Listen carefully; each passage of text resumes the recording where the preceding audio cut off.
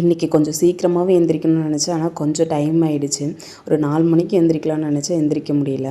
5 மணி ஆகிடுச்சு. சரி, அதுக்கப்புறம் எந்திரிச்சு கொஞ்சம் நேரம் பால்கனியில் வந்து நின்றுட்டு இருந்தேன். அதுக்கப்புறம் சரி நம்மளுமே போயிட்டு ரெடி ஆகிட்டு வந்துடலான்னு சொல்லிட்டு போயிட்டேன்.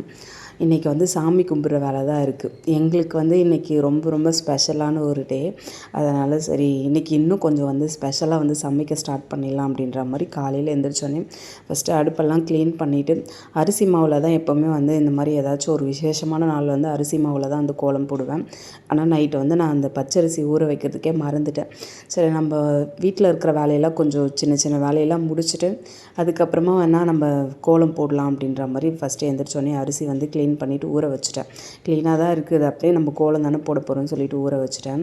உளுத்தம்பருப்பு வந்து ஒரே ஒரு கப்பு வந்து போட்டிருக்கேன். வடைக்காக வேணும் அப்படின்றதுனால ஒரு கப்பு வந்து உளுத்தம்பருப்பு போட்டிருக்கேன். இது அம்மா கொடுத்து அமிச்ச உளுத்தம்பருப்பு.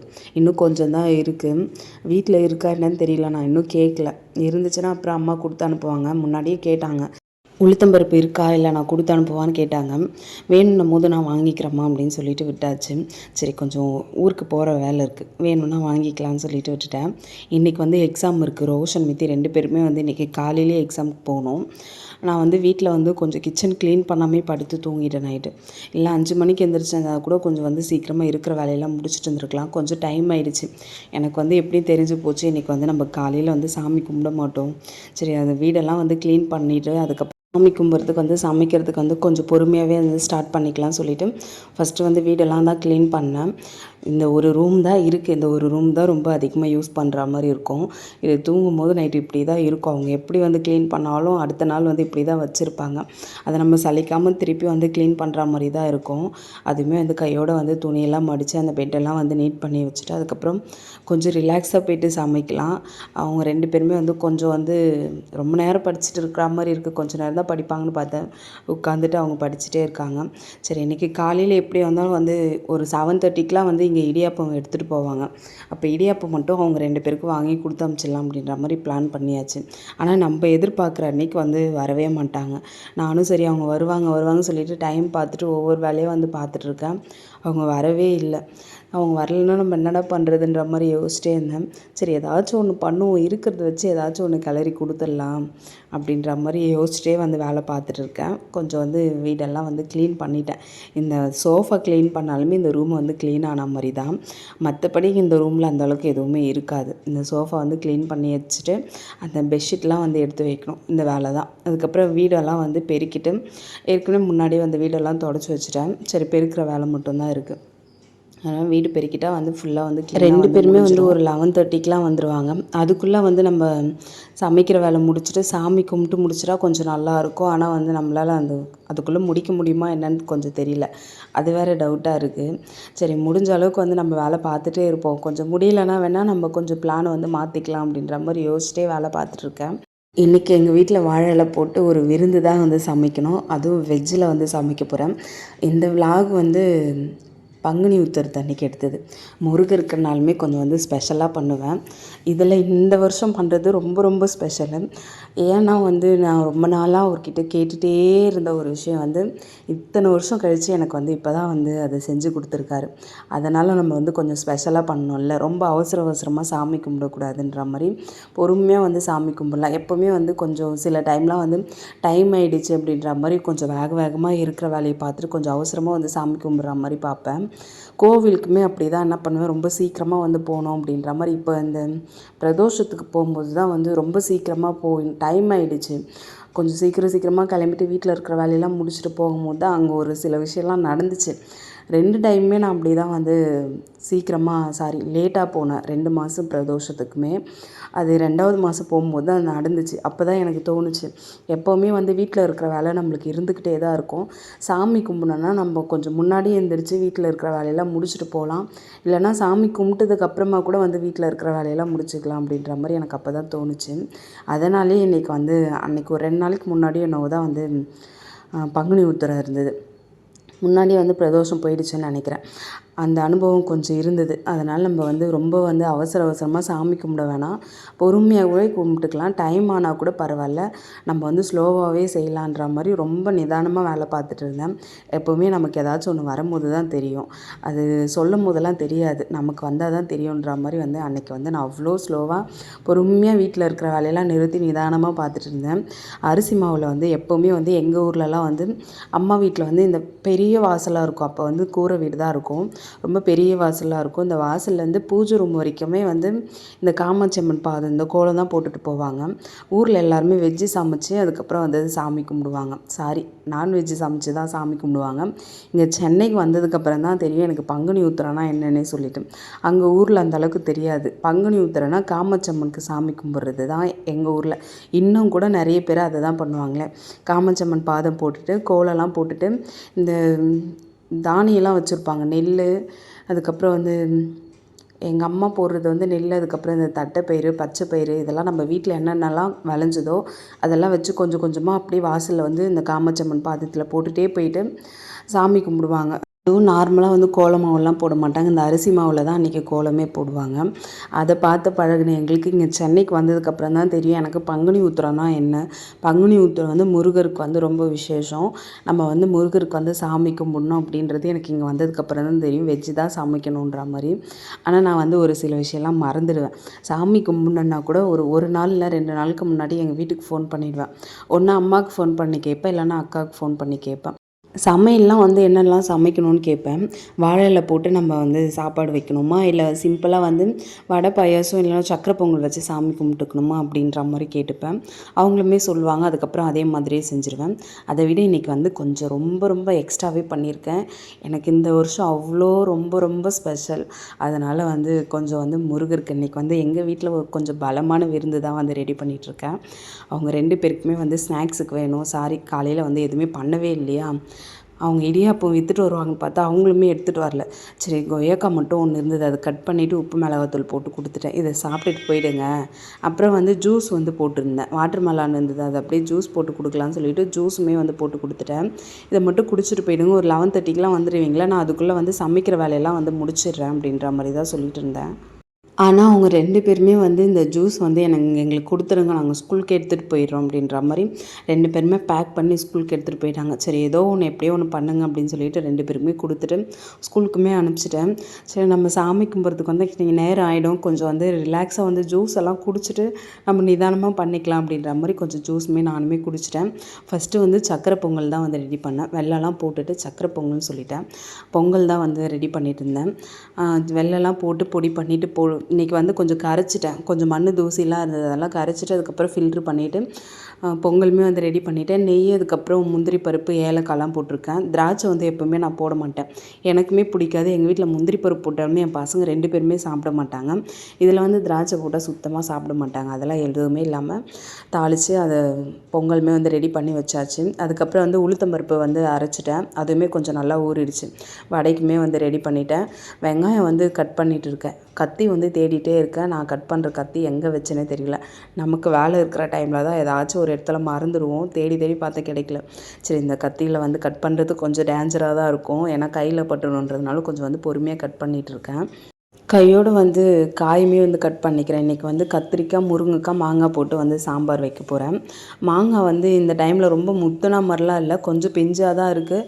ஆனால் கொஞ்சம் டேஸ்ட் இருக்குது. அதனாலே சரி மாங்காய்லாம் வந்து போட்டுக்கலான்ற மாதிரி கொஞ்சம் ஒரே ஒரு பீஸ் மட்டும் வெறுமனே சாப்பிட்லான்றது வச்சுருக்கேன். ரோஷன் மித்திக்கு வந்து பிடிக்கும், ஆனால் எனக்கு சாப்பிட முடியுமா என்னன்னு தெரியல. இருந்தாலும் கட் பண்ணி வச்சுருக்கேன். ஆனால் அவங்க தான் வந்து சாப்பிட்டாங்க. நான் எதுவுமே சாப்பிடல. டைம் ஆகிடுச்சு. சாமியெல்லாம் கும்பிட்டதுக்கப்புறம் சாப்பிட்டுக்கலாம்னு சொல்லிவிட்டு அப்படியே வச்சுட்டேன். இன்றைக்கி வந்து மண்சட்டியில் வந்து இதை வந்து காஞ்சிபுரத்தில் வாங்கிட்டு வந்த மண்சட்டி ரொம்ப சூப்பராக இருக்குது. நான் எப்போவுமே இங்கே சென்னையில் வாங்குவேன். இங்கே வாங்குகிற மண்சட்டியை விட அங்கே வாங்கிட்டு வந்தது அவ்வளோ நல்லா இருக்குது. ரொம்ப ஸ்ட்ராங்காக இருக்குது. இங்கே சீக்கிரமாக வந்து உடஞ்சிரும். ஒரு மாதிரி வந்து கீழெல்லாம் வந்து நம்ம சமைக்கும் போதே ஒரு மாதிரி உடஞ்சா மாதிரி ஆகிடும். நம்மளுக்குமே கொஞ்சம் பயமாக இருக்கும். கொஞ்சம் அனல் வச்சு சமைக்கணுன்னா கூட பயமாக இருக்கும். ஆனால் இந்த மண்சட்டி ரொம்ப ரொம்ப ஸ்ட்ராங்காக இருக்குது. நம்ம எவ்வளோ அனல் வச்சாலும் தாங்கும் போல் நல்லா இருக்குது. இது தெரியாமல் போச்சு. அதை எடுத்துகிட்டு வந்ததுக்கப்புறமா தான் தெரியும் நம்ம ஊரில் இருக்கிற மண்சட்டிக்கும் இங்கே சென்னையில் இருக்கிற மண்சட்டிக்கும் நிறைய வித்தியாசம் வித்தியாசம் இருக்குது, ரொம்ப நல்லா இருக்குது. அதனால் இது வந்து வெஜ்ஜு சமைக்கிறதுக்காகவே இந்த மண்சட்டி வச்சுருக்கேன்.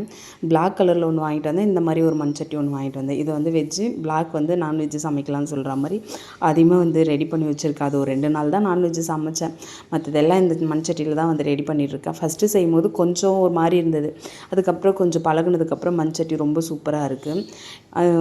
சாம்பார் வந்து ரெடி பண்ணிட்டேன்னா, அதுக்கப்புறம் வந்து உருளைக்கிழங்கு வந்து தொக்கு மாதிரி வச்சுக்கலாம், வெங்காயம் தக்காளிலாம் போட்டுட்டு அதையுமே வந்து தண்ணிலாம் ஊற்றாமல் அப்படியே தொக்கா வச்சாச்சு. ரவை வந்து செஞ்சுருக்கேன், கேசரி பண்ணிக்கலாம்னு சொல்லிட்டு ஒரே ஒரு கப்பு வந்து ரவை போட்டுட்டு கொஞ்சமாக நெய், எண்ணெய், அதுக்கப்புறம் முந்திரி பருப்பு, ஏலக்காய்லாம் போட்டுட்டு கேசரியுமே ரெடி பண்ணிவிட்டு கலர் பவுட்ருலாம் எதுவுமே போடல. கையோடு வந்து இங்கே பாயாசமே வந்து ரெடி ஆகிட்டுருக்கு. கொஞ்ச நாளாகவே வந்து எங்கள் வீட்டில் இந்த சேமியா பாயாசம், பால் பாயாசம் தான் ரெடி பண்ணிகிட்ருக்கோம். ரொம்ப நல்லா இருக்குது, சிம்பிளாக வந்து நம்மளுக்கு வேலை முடிஞ்சுது. ஜவ்வரிசி பாயாசம் பண்ணோன்னா கொஞ்சம் லேட் ஆகும், அது வேக வைக்கணும், அதுக்கப்புறம் அதை எடுத்து தனியாக வைக்கணுன்ற மாதிரிலாம் கொஞ்சம் வேலை இருக்கும். இந்த சேமியா பாயாசம் வந்து ரொம்ப சூப்பராக சிம்பிளாக வந்து முடிஞ்சிடும். அதை தான் வந்து ரெடி பண்ணிகிட்ருக்கேன். நம்ம நார்மலாக சமைப்போம் பார்த்திங்களா, அந்த சேமியாவில் பண்ணும்போது இன்னும் டேஸ்ட்டு நல்லாயிருக்கு. பாயாச சேமியா விட இது நல்லா இருக்குது, அதனால் அதே வந்து செஞ்சு முடிச்சாச்சு. இப்போ வீட்டில் இருக்கிற வேலை எல்லாத்தையும் சமையல் வேலைலாம் முடிச்சிட்டேன். கையோடு வந்து நம்மளுக்கு இந்த பாத்திரம் ஃபுல்லாக வந்து கழுவுற வேலை தான். சிங்க்கு நிறைய இருக்குது, சமைக்கும் போதே யோசிச்சு சும்மா 2 பாத்திரம் இருக்கும் போதே கழுவலான்னு சொல்லிட்டு எங்கே நம்ம நினைக்கிறோம், ஆனால் நம்மளால செய்ய முடியல. அது எனக்கு அந்த பழக்கம் வரவே மாட்டேங்குது. நானும் எவ்வளோ ட்ரை பண்ணுறேன், வரலை. சரி, அந்த சிங்க்கு முழுக்க வச்சுட்டு இந்த பாத்திரம் எல்லாத்தையும் கழுவி முடிச்சாச்சு. இதுக்கப்புறம் வந்து நம்மளால் இந்த சாரீ கட்டிட்டுலாம் நிற்கவே முடியாது, வெயில் வந்து ஸ்டார்ட் ஆகிடுச்சு. இதுக்கப்புறம் நிற்கிறதே ரொம்ப கஷ்டன்ற மாதிரி தான் இருக்குது. அதனால் சரி, நம்மளுக்கு கொஞ்சம் நல்லா கம்ஃபர்டபுளாக இருக்கிற மாதிரி ட்ரெஸ்ஸுமே வந்து மாற்றிட்டு வந்துட்டேன். இந்த சிங்க்கு முழுக்க கழுவி க்ளீன் பண்ணிவிட்டு அடுப்புமே வந்து க்ளீன் பண்ணி தொடச்சி வச்சிட்டேன்னா, இந்த பாத்திரம் எல்லாத்தையும் எடுத்து வைக்கணும். கொஞ்சம் தண்ணியெலாம் வடிட்டோம் அப்படின்ற மாதிரி எடுத்து வச்சுட்டேன். இப்போ போயிட்டு பூஜை ரூம் வந்து ரெடி பண்ணுற வேலை தான் இருக்குது. இப்போதைக்கு வந்து பூஜை ரூம் இப்படி தான் இருக்குது. இந்த கோலம் போட்டதுக்கப்புறம் அவ்வளோ அழகாக இருக்குது, நல்லா இருக்குது, பளிச்சுன்னு தெரியுது. எப்போவுமே வந்து ஒரு மாதிரி கொஞ்சம் டிம்மாக இருட்டாக இருக்கிற மாதிரியே இருக்கும், ஆனால் நல்லா பளிச்சுன்னு இருக்குது. சரி, நம்ம கொஞ்சம் தேவையான பாத்திரம் மட்டும் கழுவிக்கலாம் அப்படின்ற மாதிரி தட்டு, அதுக்கப்புறம் வந்து பிரசாதம் வைக்கிறதுக்கு வந்து இந்த கப்பு, உருளி, இது மட்டும்தான் வந்து கழுவியிருக்கேன். மற்றதெல்லாம் கொஞ்சம் க்ளீனாக தான் இருக்குது. இவ்வளோ டைம் வந்து இவ்வளோ நேரம் வேலை பார்த்தாச்சு, திருப்பி வந்து நம்ம பூஜை ரூம்லாம் வந்து கழுவுறோம், க்ளீன் பண்ணுறோன்னு எடுத்தால் வந்து ரொம்ப நேரம் ஆகிடும். அதுக்கப்புறம் அதெல்லாம் நம்மளால் செய்கிறதுக்கே ரொம்ப டைம் ஆகிடுன்றதுனால சிம்பிளாக இது மட்டும் கழுவிட்டு இந்த மணல்லாம் க்ளீன் பண்ணி வச்சுட்டேன். இன்றைக்கி வந்து இந்த மனையில் தான் வந்து ரெடி பண்ணலான்னு இருக்கேன் முருகரை. அதனால் எது தேவையோ அதை மட்டும் வந்து பீத்தாம்பரி பவுட்ரு போட்டு க்ளீன் பண்ணிட்டேன். சபினா, எலுமிச்சம்பழம், புளியெலாம் போடுறதுக்கு ரொம்ப லேட் ஆகும், நம்மளுக்கு கை தான் ரொம்ப வலிக்கும். ஆனால் இந்த பீத்தாம்பரி வெறுமனே போட்டு க்ளீன் பண்ணிட்டாலுமே அவ்வளோ நீட்டாக இருக்கும். எனக்கு இது வந்து ஒரு 2-3 வாரத்துக்கு தாங்கும். அதுக்கப்புறம் வந்து ஒரு 3 வாரம் கழித்து தான் திருப்பி வந்து பூஜை ரூம்லாம் வந்து அந்த பூஜை பாத்திரம்லாம் வந்து கழுவுவேன். இப்போ வந்து க்ளீன் பண்ணியாச்சு. விளக்கு ஏற்றினதுக்கப்புறமா வந்து சஷ்டி கோலம் தான் போட்டிருக்கேன். இந்த சஷ்டி கோலம் வந்து மண்ணிலே போட்டுக்கலாம். ஃபஸ்ட்டு வந்து அந்த பிளேட் இருக்கும் பார்த்திங்களா, பூஜை ரூமோட ட்ரா இருக்கும் பார்த்திங்களா, அதில் தான் போடலான்னு பார்த்தேன். சரி, வந்து நம்ம மண்ணிலே போட்டுக்கலாம், நல்லா அழகாக வந்து முருகர் மட்டும் தனியாக ரெடி பண்ணி வச்சுக்கலான்ற மாதிரி ஃபஸ்ட்டு இங்கே வந்து தனியாக போட்டுட்டு கோலம் வந்து போட்டாச்சு. அவ்வளோ சூப்பராக இருந்தது. முதல் வந்து நம்மளுக்கு இந்த கோலம் போடும்போதெல்லாம் கொஞ்சம் கஷ்டமாக இருக்கும். கோலம் வந்து நார்மலாக நம்ம போடுற மாதிரியே தான் இருக்கும். இந்த சரவண பவன்லாம் எழுதுறதுலாம் கொஞ்சம் கஷ்டமாக இருந்தது. அதுக்கப்புறம் போக போக இது பழகிடுச்சு. முடிஞ்ச அளவுக்கு மாதத்தில் ஒரு டைம் வந்து சஷ்டிக்கு பண்ணலான்னு நினைக்கிறேன், ஆனால் முடிய மாட்டேங்குது. சரி, இந்த மாதிரி டைம்லேயாச்சும் கொஞ்சம் ஸ்பெஷலாக பண்ணிக்கலாம். இன்றைக்கி ஃபுல்லாமே வந்து பால் அபிஷேகம் தான் பண்ணேன், வேறு எதுவுமே பண்ணலை. என்னோடய வேண்டுதல் நிறைவேற்றின அவருக்கு வந்து நல்லா அழகாக வந்து அவருக்கு பிடிச்ச மாதிரி நல்லா கொஞ்சம் வந்து பால் அபிஷேகமே பண்ணி நல்லா குளிர் வச்சுட்டு அதுக்கப்புறம் வந்து சாமி கும்பிடலான்னு சொல்லிட்டு இன்றைக்கி வந்து ஃபுல்லாக வந்து பால் அபிஷேகம் வந்து முடிச்சுட்டு அதுக்கப்புறம் வேலும் முருகருக்கும் வந்து ரெடி பண்ணிவிட்டு அழகாக வந்து அவங்கள கொஞ்சம் பிடிச்ச மாதிரி அழகாக ரெடி பண்ணலான்னு சொல்லிட்டு வச்சுருக்கேன். எனக்கு ரொம்ப ரொம்ப பிடிக்கும். முருகர் வந்து சொல்கிறதுக்கு வார்த்தையே இல்லை அப்படின்ற மாதிரி தான் தோணும். எனக்கு வந்து பாபா எந்த அளவுக்கு பிடிக்குமோ அதே அளவுக்கு வந்து எனக்கு முருகர் அவ்வளோ பிடிக்கும். இப்போ தான் வந்து கொஞ்சம் ஒரு 4-5 வருஷமாக தான் வந்து நான் முருகர் வந்து கும்பிட்றதுக்கே வந்து ஸ்டார்ட் பண்ணேன். ஆனால் ஃபஸ்ட்டு ஸ்டார்டிங்லாம் கொஞ்சம் கஷ்டமாக இருந்தது. முருகர் சோதிப்பார் அப்படின்ற மாதிரிலாம் இருந்தது. ஆனால் எனக்குமே அப்படி தான் இருந்துச்சு. அப்புறம் இருந்தாலும் பரவாயில்ல அப்படின்ற மாதிரி நம்ம வந்து அதை விடாமல் வந்து சாமி கும்பிட்டுட்டே இருக்கும்போது நமக்கு வந்து அது கொஞ்சம் நல்லா அந்த அளவுக்குலாம் இல்லை, கொஞ்சம் நல்லா இருக்குது. நம்ம வந்து எப்போவுமே ஒரு சாமி கும்பிட்றோன்னா கூட நம்ம ஃபஸ்ட்டு ஒழுங்காக இருக்குமா அப்படின்ற மாதிரி நம்மளை செக் பண்ணுறாங்க. அதுக்கப்புறம் வந்து நமக்கு வந்து அது கரெக்டாக இருக்கும்போது நமக்கு அந்த அளவுக்கு எதுவுமே தெரியல, கொஞ்சம் நல்லா நார்மலாகவே ஆயிடுச்சு. இப்போ வந்து எனக்கு அவ்வளோ ரொம்ப ரொம்ப பிடிச்சி போச்சு முருகரை. எந்த ஒரு கஷ்டமாக இருந்தாலும் சரி, சந்தோஷமாக இருந்தாலும் சரி, ஃபஸ்ட்டு கூப்பிட்ற வார்த்தை முருகர் தான். அப்படி வந்து பழகிடுச்சு. எனக்கு வந்து என்னன்னே தெரியல, எப்போவுமே வந்து முருகர் வந்து ரெடி பண்ணும்போது அந்த மல்லிப்பூ போடும்போது அவ்வளோ நல்லாயிருக்கு. எனக்கு ரொம்ப பிடிச்சிருக்கு. அதனால் மல்லி வந்து கொஞ்சம் எக்ஸ்ட்ராவே வந்து வாங்கிட்டு வந்து முருகர் வந்து ரெடி பண்ணிட்டேன். இன்றைக்கி என்னென்ன பண்ணணும்னு பார்ப்போமா? சக்கரை பொங்கல் வச்சுருக்கேன், அப்புறம் கத்திரிக்காய், முருங்கைக்காய், மாங்காய் போட்டு சாம்பார் வச்சுருக்கேன், ஒயிட் ரைஸ் சாப்பாடு வந்து வடித்து வச்சுருக்கேன். அப்புறம் வந்து கேசரியா, இது என்னன்னு தெரியலையே, கேசரி, ஆமாம் கேசரி வந்து ரெடி பண்ணி வச்சுருக்கேன். கலர் பவுடர்லாம் எதுவுமே போடலை. இப்போ தான் வந்து ஒரு 4-5 அப்பளம் வந்து பொரித்து வச்சுருந்தேன். வடை வந்து ரெடி பண்ணிக்கலாம்னு சொல்லிவிட்டு வடை வந்து இதுக்கப்புறம் தான் போடணும். உருளைக்கிழங்கு வந்து தொக்கு வந்து ரெடி பண்ணிட்டேன். இது வந்து பாயாசம் வந்து கொஞ்சம் செஞ்சேன்னா அது கொஞ்சம் கெட்டியாகிடுச்சு. அதுக்கப்புறம் பால்லாம் ஊற்றிட்டு ரெடி பண்ணிட்டேன். இன்றைக்கி பங்குனி உத்திரத்துக்கு வந்து எங்கள் வீட்டில் வந்து ரொம்ப ஸ்பெஷலாக வந்து முருகருக்கு வந்து விருந்து வச்சாச்சு. இந்த வருஷம் ரொம்ப ரொம்ப ரொம்ப சந்தோஷமாக சாமி கும்பிட்டேன். எப்போவுமே கொஞ்சம் கஷ்டத்தோடு கும்பிட்றேன் நான். இந்த வருஷம் ரொம்ப திருப்தியாக வந்து முருகருக்கு வந்து பூஜை பண்ணி முடிச்சாச்சு. 2 பேருக்குமே வந்து ரோஷன் மித்திக்கு வந்து பூஜையெல்லாம் முடிச்சுட்டு சாப்பாடுமே வந்து போட்டு கொடுத்துட்டேன். நான் வந்து பூஜையெல்லாம் முடிச்சுட்டு வேல்மாறல் வந்து உட்காந்து படிச்சுட்டு தான் வந்து சாப்பிட்டேன். மணி ஒரு 3 மணி ஆகிடுச்சு. இருந்தாலும் பரவாயில்லன்னு சொல்லிட்டு பொறுமையாக வீட்டில் இருக்கிற எல்லா வேலையும் முடிச்சுட்டு சந்தோஷமாக வந்து இந்த வருஷம் வந்து சாமி கும்பிட்டுருக்கேன். அடுத்த வருஷத்துக்குள்ளே இன்னும் கொஞ்சம் எக்ஸ்ட்ரா எனக்கு அந்த சந்தோஷத்தை கொடுப்பாருன்ற ஒரு நம்பிக்கை எனக்கு இருக்குது. சரி, ஓகே, விலாகோட எண்டுக்கு வந்துட்டோம். என்னோடய விலாக் உங்களுக்கு பிடிக்கும் நான் நம்புகிறேன். பிடிச்சிருந்தா ப்ளீஸ் சப்ஸ்கிரைப் பண்ணி சப்போர்ட் பண்ணுங்கள். சரி, ஓகே, பூஜை எல்லாத்தையும் முடிச்சாச்சு. சரி, இதுக்கப்புறம் அடுத்த ஒரு விலாகில் பார்க்கலாம். இவ்வளோ நேரம் விலாக் பார்த்ததுக்கு ரொம்ப தேங்க்ஸ். பாய்.